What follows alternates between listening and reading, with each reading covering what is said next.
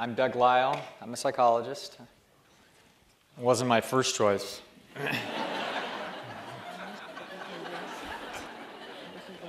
Wanted to be an artist, and I should have been, but my father refused to give me the emotional support, or more importantly, the financial support that my talent so richly deserved. History will judge him. As much as I'd like to process my issues about that this morning, which believe me, I would, that's not what I'm here to do. I'm here to do this psychology thing. So what we're going to talk about is we're going to talk about try to shed a little light on a puzzle. And that puzzle is, if we were bright enough and alert enough and conscientious enough and lucky enough, and we had heard the right message about health, and we had heard someone like Dr. John McDougall or T. Colin Campbell or Caldwell Esselstyn or Dr. Neil Barnard, if we knew the right direction to go, why is it so hard to go there? That's what we're going to try to explore today. So I'll be using some scientific concepts and some charts and things like that, but I'll even use a few tricks from psychology. But more than anything, I'm going to be using my artistic skills to try to help bring this home. So we're going to begin by asking and answering one of the great philosophical questions of all time. We're going to be solving the problem of what I call the pleasure trap, which is this force that pulls us the wrong direction, but we have to begin here. Everybody knows what this is, of course. Don't all answer at once. Of course it was a bird, man. That wasn't ever in doubt. This one is this is a gray shrike. This is a proud bird of prey of the Mideastern desert. This one's a male. You can tell by the distinctive markings. And what this little guy does all spring long is he goes around and he kills bugs and he pokes them on thorns inside of his territory, which leads us to one of the great philosophical questions of all time, which is, why does the male gray shrike kill bugs and poke them on thorns? Guesses, anybody? Somebody said sex. He just jumped right to the point. Yes, it turns out that that's correct. This is exactly why he does this. And this is because after he pokes all his bugs on thorns, then the females come in later and they fly around and they see which guys have the most stuff in their tree, and then they mate with the guys with the most stuff. What a shock this is. But this helped us solve a very puzzling sociological question here in Silicon Valley during the first boom time, why suddenly there were so many BMWs parked in trees, but we figured that out. Now it's going to turn out that there's a whole orchestration of how it is that he knows how to go about doing this. This is all about him activating these instincts, or the environmental cues activating instincts, so that he does things that are conducive to the biological problems of survival and reproduction. And so this is kind of how it is that he works. He's built by genes, but not just his body is built by genes, also his brain is built by genes. So therefore his whole life experience is being orchestrated ultimately by the genetic code. So he has instincts that are built into his neural circuitry, but those instincts are now sensitive to environmental cues. So that's when he sees a little worm wiggling, he'll go and kill that worm. That's what he does. Or if he sees a mate, then he shows off or does whatever he does. But the point is that those neural circuits are sensitive to these inputs, and then what happens is computations are run in what you and I would call thought. Now, it's not the kind of thought that we think through, but it's the same process ultimately, that he's essentially activating information in an ancient library built by the genetic code where he figures out what's the right moves to make. But the way he knows what to do is he has feelings. And feelings now arise in the system that compel him to do behaviors. And the behaviors he does, as we see, are circular in the fact that they feed in now to the statistical increased likelihood of the genes being on the planet. That's why he has the thinking and the feeling and the behavior that he does, is because they're all part of a symphony that increase the likelihood of those genes being here. Now, so as a psychologist, what I'm really most excited about is I'm excited about feelings, because I have a lot of feelings, and I'm sure you have feelings, and that's what I'm interested in, is feelings. And what feelings are is something that I did not know as I was going through graduate school. So in the 1980s, if you asked a psychologist what are feelings and what are they for, they couldn't have told you. because they didn't know.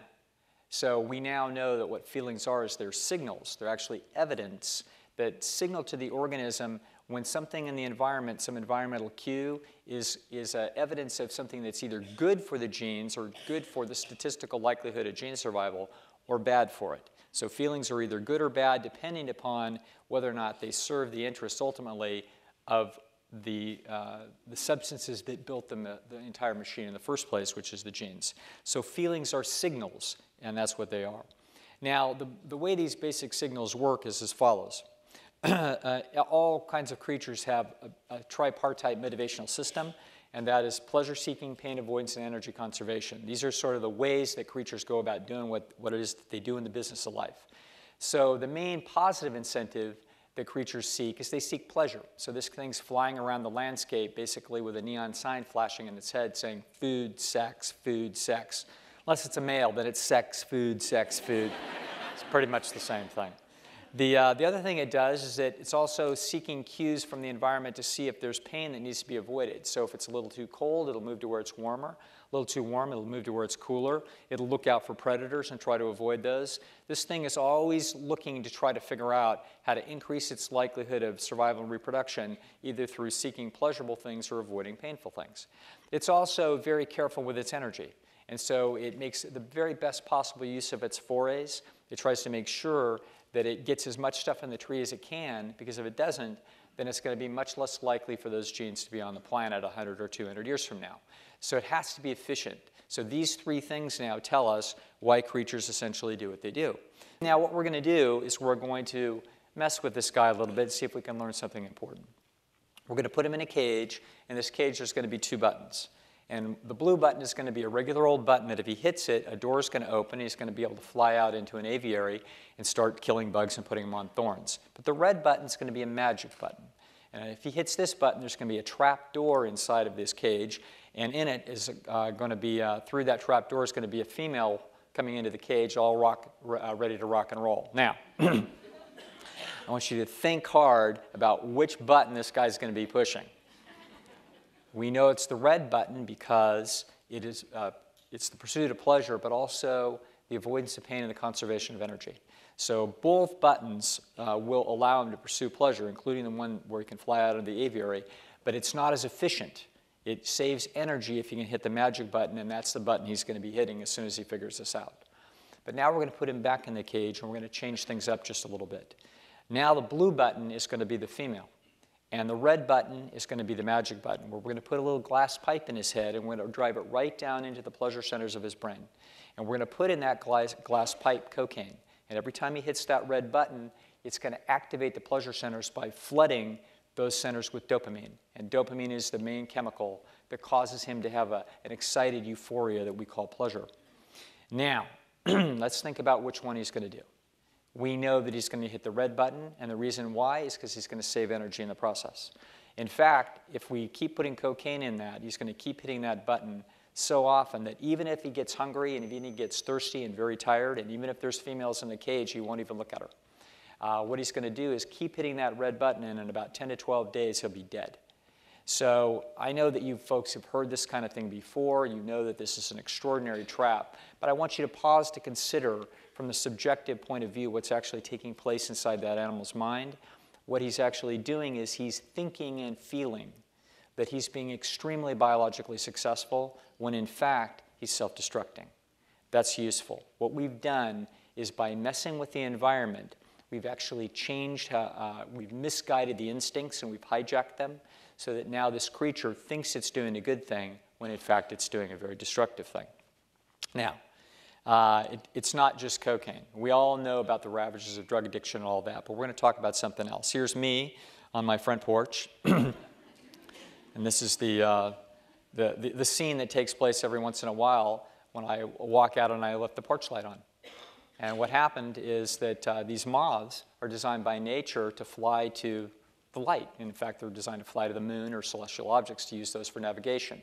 But if they do that, if they're looking for the brightest thing in the sky, and it turns out that the brightest thing in the sky at the nighttime is my porch light, then they keep hitting the porch light, getting disoriented and disturbed, and then they flutter down and hit it again and hit it again and hit it again, and eventually they're going to die. Okay? So anytime we use a supernormal stimulus, a stimulus that is not supposed to be in the environment, that is not characteristic of that animal's natural history, we run the threat that that creature is going to make huge mistakes, potentially self-destructive, maybe even fatal. Now, this is a very scientific pie chart about everything that everybody's eating. We know what people are eating today. They're eating enormous quantities of meat, fish, fowl, eggs, dairy products, oil, salt, and sugar. They're eating burgers, pizza, hamburgers, etc. We know they're doing all these things, extremely rich food, and this rich food is clogging up people's arteries, making them obese, and getting them in serious trouble. Pick a steady, any steady, and all we have is a little slice of the green. We have a little bit of healthy food that are people eating, but mostly they're staying away from unprocessed, whole natural plant food, which is what this organism thrives on and what it does best. Now, here's what we're going to call the dietary pleasure trap, and this is a chart out of Dr. Goldhammer's in my book by that same title, The Pleasure Trap. And what's happening here is we're seeing that in the first of the 5 sections, we're seeing how we're supposed to have a relationship to food, that we're actually supposed to be enjoying our food at a normal range. But then in the second phase, what we're going to do is we're going to introduce supernormal food, food that is hyper-concentrated, where there's far more energy or calories in it per bite. And as a result, what's going to happen is there's going to be a lift in the dopamine circuitry. You know, I have to say I've never liked this chart. Here we go. This is a better chart. Now, this is how this is going to work. You see in phase 1, this is whole natural foods. These are the foods that we were designed by nature to eat, and we're supposed to like them, and we do. However, in phase 2, if you introduce junk food, all the foods that people really love, if you introduce those foods, what's going to happen is there's going to be a lift in the dopamine circuitry because that food is richer, there's more calories per bite once we strip away all the healthy fiber and water and minerals and vitamins from food, and we leave just behind super concentrated food like oil, sugar, salty materials, cheese, etc. All these kinds of really rich foods, what's going to happen is there's going to be a lift in the experience. And the individual is going to say, that is great. There's more energy per bite here. This must be the right thing to do. Now, what's going to happen is you might say, well, that's great. That's a nice high to live on. Why don't we just live there? If it costs me a few years, if it costs me being overweight, I get a little bit sick, look at how much more pleasure I get. But we don't get more pleasure because as we see, what's going to happen is we're going to get used to it. Whenever you have a very intense stimulus that's outside of the normal bounds of stimulation, what's going to happen is that the brain and the sensors are going to get dulled. They're going to defend themselves against that high-intensity stimulus, and they're going to back it down. And we're going to wind up in a process that we call habituation or neuroadaptation, where we're going to get used to it. This is what happens if you go into somebody's house at Christmas time and you smell the great Christmas tree, and it smells great for about 15 minutes, and then you get used to it, okay? And so that's what happens at stage 3. So stage 3 is now we have habituated to this very rich food, and now we're getting about the same amount of pleasure as we always got from food, except that now we're eating food that's super rich. And now here's the problem. Now we wind up with things like obesity, diabetes, heart disease, cancer. These are the problems that we start to see. And now this is about the time that you may get lucky, where you hear a John McDougall, a T. Colin Campbell, a Neil Barnard, a Dean Ornish. You hear a Caldwell Esselstyn. You hear someone that can help you go the right direction, and you recognize, I know what I need to do now. I need to go this direction instead of that direction. But when we do, and we go towards healthy food, we see what happens. We go to stage 4. So now we have the answer to the question that we started with. If we knew the right thing to do, why is it so difficult to do? The reason is, when you start at stage 1 and go to stage 2, when you do the wrong thing, it feels right. And when you're at stage 3 and you go to stage 4, you do the correct thing and it feels wrong. Your motivational system is spun 180 degrees against this problem. Every instinct in you is telling you to seek the most pleasure for the least pain and the least effort. But when you do that in the modern environment, you're taking in cues that are fooling the system and pulling us right into what we call the pleasure trap. Now, how do we get out of this? What we do is we go through stage 4 to stage 5. That's essentially recovery. And if we do that, we get more and more sensitive. The food tastes better. The problem is that takes several weeks to accomplish that, and that's a several-week journey that very few people will ever make. So in order to do that, we have to have a few tricks that can help us. Here's the first trick I have. First trick is a glass of water.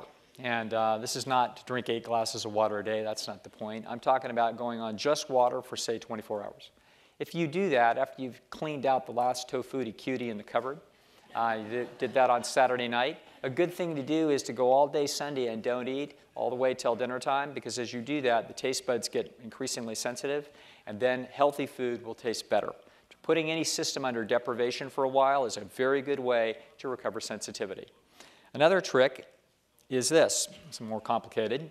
If we take juice, something like carrot and apple juice or something like that, and we use juice for 2 or 3 days and do a juice fast, again, what we're doing is we're taking all the fat and salt receptors offline, and so we're just surviving on effectively the sugar that comes from the juice. This is another way to take those the fat and salt receptors, give them a break, and make it possible for us to recover our sensitivity. There's other ways, other places to get support. There's websites, truenorthhealth.com, drmcdougall.com, PCRM, Dr. Barnard's group, T. Colin Campbell, Engine 2. These are all places that have terrific free materials, tips, recipes, all kinds of things that can help you. But if that's not enough, if you need experiences, these places also have wonderful experiences where you can join other people and have the experience of eating healthy food in a supportive environment. And what happens is that people end up feeling really good, and then at the end, they hold hands and sing songs. And, not really, just kidding. But people do feel great as they go through these transformative experiences, and this is another way to help support your journey in trying to make your todays better and your tomorrows more secure. If you do that journey, you will get to have the life you deserve. Thank you very much. Thanks for coming.